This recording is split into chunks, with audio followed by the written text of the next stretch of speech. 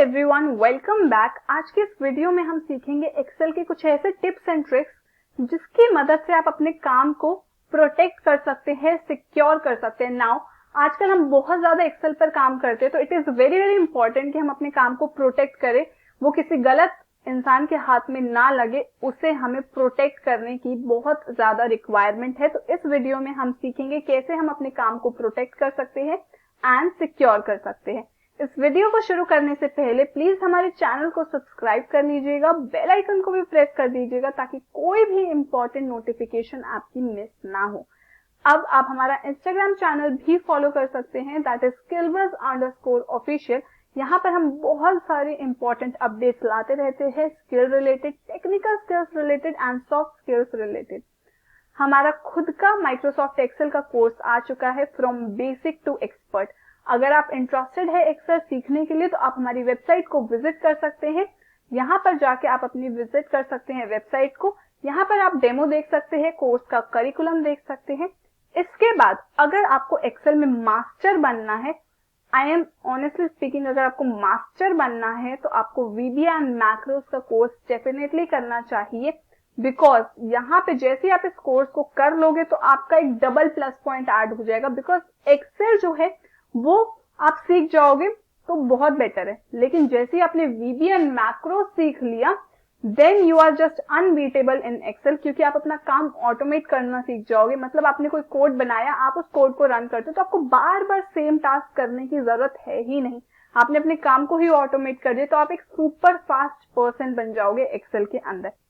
अगर आप इस कोर्स को परचेज करने में इंटरेस्टेड है तो आप प्रोमो कोड भी अप्लाई कर सकते हैं, दैट इज प्राची500, जिससे आपको अमेजिंग डिस्काउंट्स मिल सकते हैं। इसके अलावा आप हमारी एंड्रॉइड ऐप भी डाउनलोड कर सकते हैं गूगल प्ले से। इसके बाद आप हमारे प्रोजेक्ट के फीचर्स देख सकते हैं, मतलब कि आप हमारे कोर्स के फीचर्स देख सकते हैं, that is it is self based. आपको एक प्रोजेक्ट मिलेगा, आपका जैसे ही प्रोजेक्ट फिनिश होगा तो आपको एक क्विज मिलेगी, बेसिकली एक टेस्ट होगा। इसके बाद जैसे आप उस टेस्ट पे अपीयर करोगे एंड आप उस टेस्ट को क्लियर कर लोगे, उसके बाद आपको मिलेगा आपका सर्टिफिकेट, जो आप अपने रिज्यूमे में ऐड करोगे तो वो एक प्लस पॉइंट ऐड कर देगा आपके रिज्यूमे में।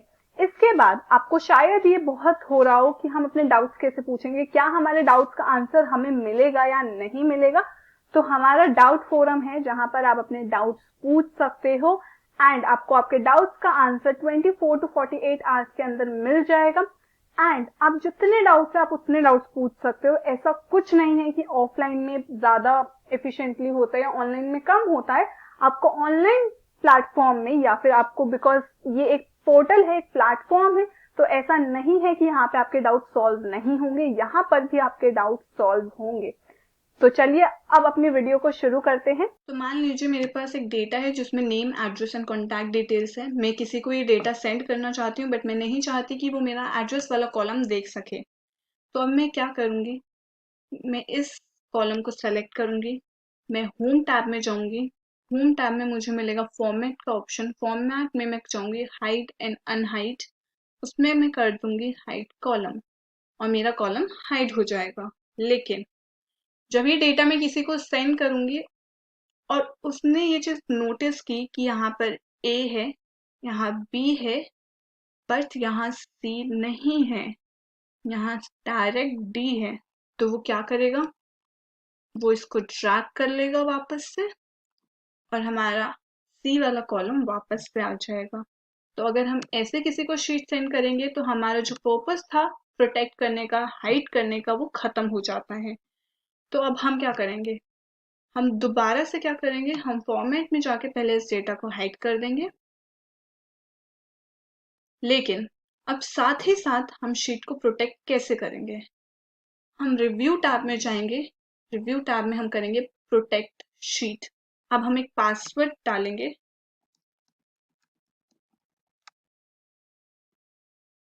हम री एंटर करेंगे पासवर्ड एंड ओके। अब जिसको भी हम डेटा सेंड करेंगे वो सिंपली ड्रैग करके मेरा एड्रेस वाला कॉलम नहीं निकाल सकता।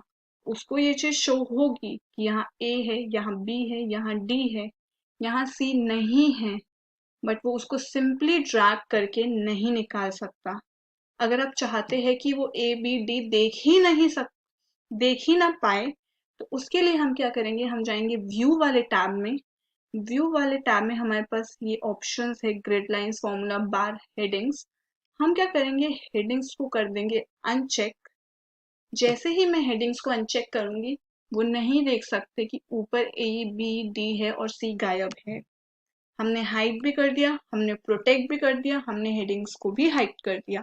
तो अब जिसको भी हम ये डेटा सेंड करेंगे, वो सिंपल ड्रैग से मेरे एड्रेस वाले कॉलम को नहीं निकाल सकता है। उसको अगर मेरा एड्रेस वाले कॉलम को ड्रैग करके अनहाइड करना है, उसको मेरी शीट का पासवर्ड चाहिए होगा।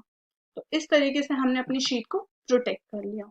अब मान लीजिए मुझे वो कॉलम वापस से चाहिए, तो वो कॉलम वापस कैसे आएगा, हम लोग रिव्यू में जाएंगे वापस से और हम शीट को अनप्रोटेक्ट कर देंगे। अनप्रोटेक्ट करने के लिए मैं पासवर्ड वापस से डालूंगी एंड अब मैं सिंपली ड्रैग कर सकती हूँ एंड मेरा एड्रेस वापस आ गया। अब हम सीखेंगे कि हम एक पर्टिकुलर कॉलम को लॉक कैसे कर सकते हैं, एक पर्टिकुलर कॉलम को या फिर एक पर्टिकुलर रो को हम कैसे लॉक कर सकते हैं। तो अब मैं क्या करूंगी, जिस भी कॉलम को मैं चाहती हूँ लॉक करना कि वो एडिट ना हो सके जब मैं वो डेटा किसी को सेंड करती हूँ, तो उसके लिए मैं क्या करूंगी, मैं पहले वो सारा डेटा सेलेक्ट कर लूंगी जो मैं चाहती हूँ कि वो इंसान एडिट कर सके। मैं उस डेटा को सेलेक्ट करूंगी, मैं राइट क्लिक करूंगी, राइट क्लिक से मैं जाऊंगी फॉर्मेट सेल।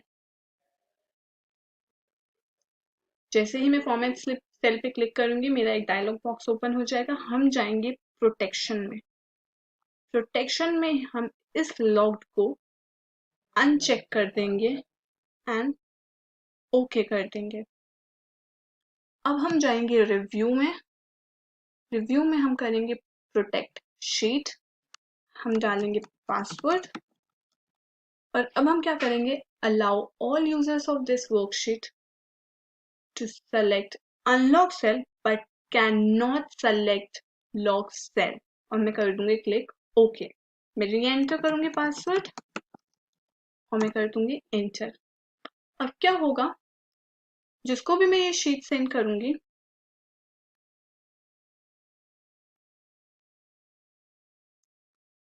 वो मेरा ये अनलॉक सेल्स को एडिट कर सकता है, बट वो मेरे इस लॉक वाले सेल को एडिट नहीं कर सकता है।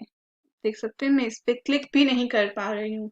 तो जब मैं क्लिक ही नहीं कर पा रही हूँ, मैं इसको एडिट कैसे करूंगी।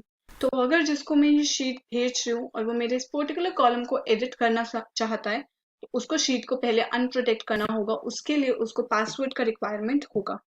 तो इस तरीके से हमने अपने पर्टिकुलर कॉलम को ही लॉक कर दिया। हम रोज को भी लॉक कर सकते हैं।